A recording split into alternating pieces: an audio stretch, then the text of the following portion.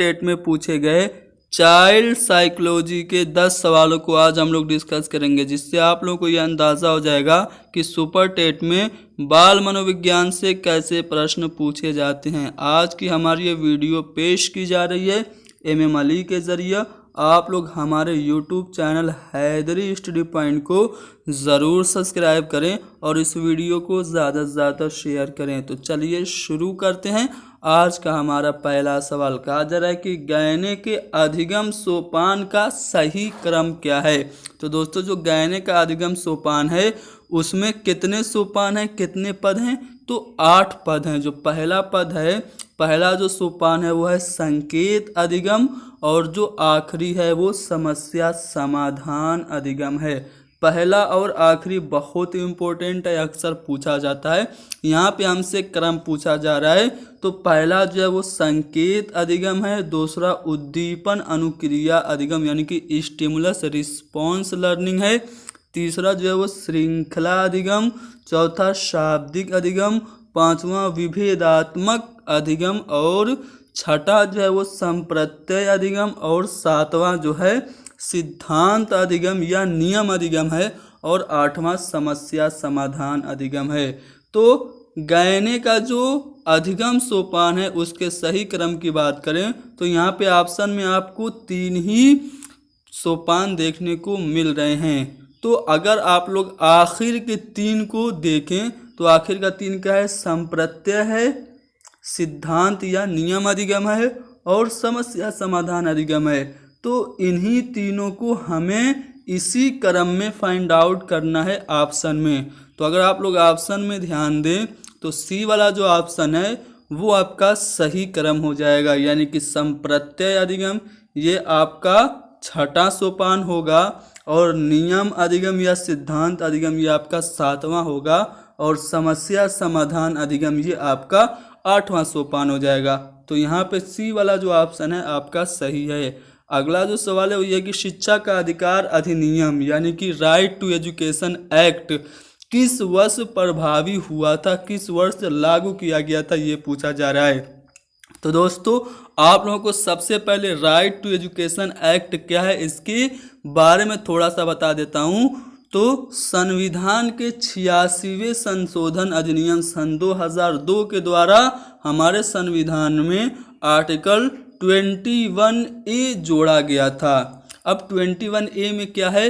इसमें ये प्रावधान है कि राज्य विधि बनाकर 6 से 14 साल के सभी बच्चों को फ्री एंड कंपल्सरी एजुकेशन यानी कि निःशुल्क और अनिवार्य शिक्षा का उपबंध करेगा, और इस अधिकार को आधिकारिक रूप देने के लिए संसद में निःशुल्क एवं अनिवार्य शिक्षा अधिनियम सन 2009 पारित किया गया था, जो 1 अप्रैल सन 2010 से लागू हुआ था। जी हाँ दोस्तों, 1 अप्रैल सन 2010 से ही RTE एक्ट यानी कि राइट टू एजुकेशन एक्ट प्रभावी हुआ था, लागू हुआ था। यही आपसे पूछा जा रहा है कि RTE एक्ट किस वर्ष प्रभावी हुआ?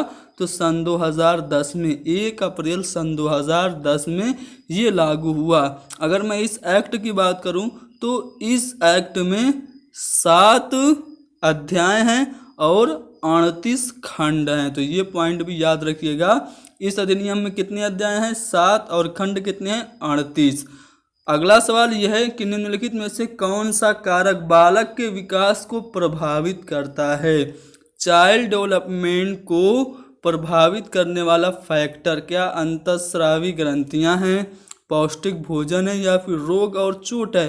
तो दोस्तों, अंतःस्रावी ग्रंथियां भी बालक के विकास को प्रभावित करती हैं, भोजन भी, और रोग या चोट भी करती है। यानी कि उपरोक्त सभी ऑप्शन जो हैं वो बालक के विकास को प्रभावित करने वाले कारक हैं। बालक के विकास को प्रभावित करने वाले कुछ और महत्वपूर्ण कारकों को मैं आपको बता दूं तो वंशानुक्रम बालक के विकास को प्रभावित करता है, साथ ही साथ वातावरण, पोषण, यौन विभेद, व्यक्तिक भिन्नता, संस्कृति, बुद्धि, खेल और व्यायाम, और बालक का परिवार में स्थान, ये सभी जो कारक हैं वो बाल विकास को प्रभावित करते हैं। तो यहाँ पे आपने जान लिया कि बाल विकास को प्रभावित करने वाले कारक कौन कौन से हैं। अगला सवाल आते हैं और देखते हैं क्या है। कहा जा रहा है कि प्राचीन अनुबंधन के सिद्धांत को किसने दिया। प्राचीन अनुबंधन के सिद्धांत का मैं एक और नाम आपको बताऊं तो आपको फौरन आंसर मिल जाएगा। इस सिद्धांत को हम लोग शास्त्रीय अनुबंधन का सिद्धांत भी कहते हैं। जी हाँ दोस्तों, इसके अन्य नाम मैं आपको दिखा दूं। शास्त्रीय अनुबंधन का सिद्धांत, प्राचीन अधिगम के सिद्धांत को ही कहते हैं। इसी सिद्धांत को हम लोग अनुबंधन सिद्धांत कहते हैं। अधिगम का प्राचीनतम सिद्धांत कहते हैं। अनुकूलित अनुक्रिया का सिद्धांत यानी कंडीशनिंग रिस्पांस थ्योरी भी इसको कहते हैं। साथ ही साथ इसको संबद्ध प्रतिक्रिया सिद्धांत या प्रतिबद्ध अनुक्रिया सिद्धांत भी कहते हैं। यह सिद्धांत किसने दिया था? तो आईपी पावलोव ने। इनका पूरा नाम इवान पेट्रोविच पावलोव था। इन्होंने अपना ये प्रयोग किस पे किया था? कुत्ते पे किया था। जी हाँ दोस्तों, कुत्ते पे इन्होंने प्रयोग किया। एक कुत्ते को पकड़ा, उसकी लार ग्रंथियों का ऑपरेशन किया और उसके मुंह में ट्यूब नली लगा दी, जैसा कि आप लोग चित्र में देख पा रहे होंगे, और उसको प्रयोग करने वाली मेज पे बांध दिया और उसके सामने दो उद्दीपक रखे। एक स्वाभाविक उद्दीपक जिसमें उन्होंने खाना दिया और दूसरा अस्वाभाविक उद्दीपक या कृत्रिम उद्दीपक जिसमें उन्होंने कुत्ते के सामने घंटी बजाई। तो दो उद्दीपक कुत्ते के सामने रखे गए। दो उद्दीपकों में पहले क्या किया जाता था? घंटी बजाई जाती थी और घंटी बजाने के फौरन बाद उसके सामने खाना रख दिया जाता था। यही प्रोसेस कई बार दोहराया गया और कुत्ता अनुकूलित हो गया कि जब भी घंटी बजेगी मुझे खाना मिलेगा। और वो जब खाना देखता था, खाना उसके सामने रखा जाता था तो उसके मुंह से लार टपकने लगती थी। तो वो अनुकूलित हो गया था कि जब भी घंटी बजेगी खाना मिलेगा और उसके खाना देखकर वो लार टपका के अपनी अनुक्रिया देता था। तो इस तरह से इसका नाम अनुकूलित अनुक्रिया पड़ा। तो यही प्रोसेस कई बार दोहराने के बाद पावलोव ने क्या किया? कुत्ते के सामने सिर्फ घंटी ही बजाई और उसके सामने भोजन नहीं रखा। तो क्या देखा? उन्होंने ये देखा कि सिर्फ घंटी बजाने पर भी कुत्ते के मुंह से उतनी ही मात्रा में लार टपकती है जितना कि वो खाना देखकर टपकाता था। तो इस तरह से पावलोव ने अपने इस सिद्धांत का निष्कर्ष ये निकाला कि यदि हम अस्वाभाविक उद्दीपक को बार बार दोहराते हैं तो वो वही प्रतिक्रिया देने लगता है जो स्वाभाविक उद्दीपक देता है। तो इस तरह से पावलोव ने अपना ये सिद्धांत दिया जिसका नाम अनुकूलित अनुक्रिया का सिद्धांत या प्राचीनतम अधिगम का सिद्धांत या फिर अधिगम का अनुबंधन सिद्धांत या संबद्ध प्रतिक्रिया सिद्धांत कहा गया। ये सब इसके अन्य नाम हैं। आपको अधिगम का प्राचीन सिद्धांत के नाम से पूछा है, संभावना बनती है कि आपसे पूछ दे शास्त्रीय अनुबंधन का सिद्धांत किसका या अनुकूलित अनुक्रिया का सिद्धांत किसका है, तो आपको अन्य नाम भी याद रखने हैं। अगला जो सवाल है वो ये है कि ब्रेल लिपि के जनक कौन है। तो दोस्तों, ब्रेल लिपि के जनक जो हैं वो लुई ब्रेल हैं। इसके बारे में मैं थोड़ा सा आपको बता दूं। ब्रेल लिपि विश्व भर में नेत्रहीनों को पढ़ने और लिखने में छूकर व्यवहार में लाया जाता है, यानी कि ये ऐसी लिपि है जिससे अंधों को पढ़ाया जाता है और लिखाया जाता है। इस पद्धति का आविष्कार, इस लिपि का आविष्कार कब हुआ था? 1821 में, कहीं कहीं 1824 भी देखने को मिलता है। तो 1821 में एक नेत्रहीन फ्रांसीसी लेखक, क्या नाम है उनका? लुई ब्रेल ने किया था। कब किया था? 1821 में। यह क्या है? यह अलग अलग अक्षरों, संख्याओं और विराम चिन्हों को दर्शाते हैं। जैसा कि आप लोग यहाँ पे देख पा रहे होंगे, ये ब्रेल लिपि है, ठीक है। यहाँ पे जो ए है उसमें एक डाट को उभरा हुआ कागज पे बनाया गया है। बी के लिए 2 डाट और सी के लिए इस तरह से 2 डाट बनाए गए हैं। तो ये एक लिपि है जो कि अंधों के लिए बनाई गई है। लुई ब्रेल जो कि खुद अंधे थे, इन्होंने इस लिपि का आविष्कार किया था। ये कागज पे उभरे हुए कुछ डॉट्स होते हैं। ठीक है, अगला सवाल देखते हैं। देखिए, एक ब्रेल लिपि में कितने डॉट होते हैं अगर आपसे पूछा जाए तो 6 डॉट होते हैं। ठीक है, ये बात आप याद रखिएगा। ठीक, अगला जो सवाल है उस पे चलते हैं। कहा जा रहा है कि हेरेडिटरी जीनियस नामक पुस्तक के लेखक कौन हैं? हेरेडिटरी जीनियस नामक जो पुस्तक लिखी वो फ्रांसिस गाल्टन ने लिखी। इनके बारे में मैं आपको थोड़ा सा बता दूं तो हेरेडिटरी जीनियस नामक पुस्तक फ्रांसिस गाल्टन द्वारा लिखी गई। फ्रांसिस गाल्टन कौन थे? जीव सांख्यिकी के संस्थापक थे। जीव सांख्यिकी के संस्थापक कौन है?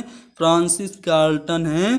फ्रांसिस गाल्टन ये जानना चाहते थे कि पिता से पुत्र में और फिर पौत्र यानी कि पोते में इसी भांति पीढ़ी दर पीढ़ी किसी गुण विशेष का संचरण कैसे होता है। यानी कि ये जो गुण हैं ये पीढ़ी दर पीढ़ी, एक पीढ़ी से दूसरी पीढ़ी में कैसे बढ़ते रहते हैं। उन्होंने 2 नियम प्रतिपादित किया था। एक जो नियम था उनका पैतृक वंशानुक्रम का नियम था, दूसरा वंश अवनति का नियम था। तो दोस्तों यहाँ से भी आपको 2 सवाल मिल रहे हैं, आपसे पूछ सकता है पैतृक वंशानुक्रम का नियम किसने दिया? Francis Galton. वंश अवनति का नियम किसने दिया? Francis Galton. तो यहाँ पे एक ही सवाल में मैं आपको लगभग 2 से 3 पॉइंट दे रहा हूँ जो कि आपको एग्जाम के पॉइंट ऑफ व्यू से बहुत ही इम्पोर्टेंट है। वीडियो पसंद आए तो आप लोग कमेंट ज़रूर कीजिएगा और बताइएगा कि आपको क्वेश्चन किस हद तक समझ में आए। अगला सवाल देखते हैं। अभिप्रेरणा के मूल प्रवृत्ति सिद्धांत के प्रतिपादक कौन है? मूल प्रवृत्ति सिद्धांत का प्रतिपादन मैकडूगल ने किया। मैकडूगल ने मूल प्रवृत्तियों की संख्या 14 बताई और प्रत्येक के एक एक संवेग यानी कि 14 मूल प्रवृत्ति और 14 संवेग किसने बताए? मैकडूगल ने बताए। अगला सवाल है कि पढ़ने और लिखने की अक्षमता, यहाँ पे माय मिस्टेक अक्षमता होगी। ठीक है, पढ़ने और लिखने की अक्षमता क्या कहलाती है? पढ़ने और लिखने की क्षमता को हम लोग डिसलेक्सिया कहते हैं। जी हाँ दोस्तों, डिसलेक्सिया जो है वो क्या है? पढ़ने और लिखने की अक्षमता। अगर डिसग्रेफिया होता तो क्या होता? डिसग्रेफिया में आपका क्या होता है? डिसग्रेफिया में आपका सिर्फ लिखने में अक्षमता होती है। ठीक है, डिसग्राफिया लिखने की अक्षमता होती है, लेकिन पढ़ने की अक्षमता या फिर पढ़ने और लिखने दोनों की अक्षमता को हम लोग डिसलेक्सिया कहते हैं। तो यहाँ पे हमारा बी वाला ऑप्शन सही होगा। अगला सवाल ये कि उद्दीपन अनुक्रिया का सिद्धांत का प्रतिपादन किसने किया? तो दोस्तों अगर मैं इस सिद्धांत का दूसरा नाम आपको बताऊं तो आपको जवाब फौरन मिल जाएगा। इस सिद्धांत को हम लोग प्रयास एवं त्रुटि के सिद्धांत के नाम से जानते हैं। इसी सिद्धांत को हम लोग प्रयत्न व भूल का सिद्धांत यानी कि ट्रायल एंड एरर थ्योरी के नाम से जानते हैं। इसी सिद्धांत को हम लोग SR थ्योरी के नाम से भी जानते हैं। S फॉर आपका हो जाएगा स्टिमुलस और R फॉर रिस्पॉन्स यानी कि स्टिमुलस रिस्पॉन्स थ्योरी, जिसको हिंदी में हम लोग उद्दीपन अनुक्रिया कहते हैं। इसी सिद्धांत का कुछ और नाम भी है।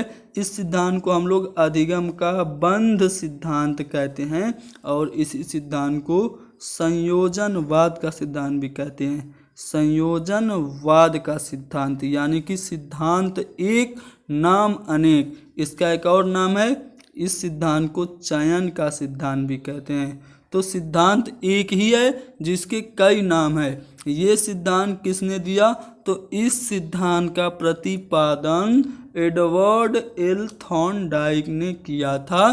प्रयास एवं त्रुटि का सिद्धांत, उद्दीपन अनुक्रिया का सिद्धांत, SR थ्योरी, अधिगम का बंध सिद्धांत, संयोजनवाद का सिद्धांत, चयन का सिद्धांत सभी एक ही सिद्धांत हैं। अगला और आखिरी सवाल, सृजनात्मक समस्या समाधान की वह अवस्था जिसमें व्यक्ति समस्या समाधान पर ध्यान नहीं देता। समस्या समाधान पर ध्यान नहीं देता। सृजनात्मक समस्या समाधान की कौन सी अवस्था है जिसमें बच्चा या व्यक्ति समस्या समाधान पर ही ध्यान नहीं देता? तो वो अवस्था जो है वो उद्भवन यानी कि सी वाला ऑप्शन है। तो दोस्तों यहाँ पे हमने सुपर टेट में पूछे गए चाइल्ड साइकोलॉजी यानी कि बाल मनोविज्ञान के 10 सवालों को आपके सामने डिस्कस किया।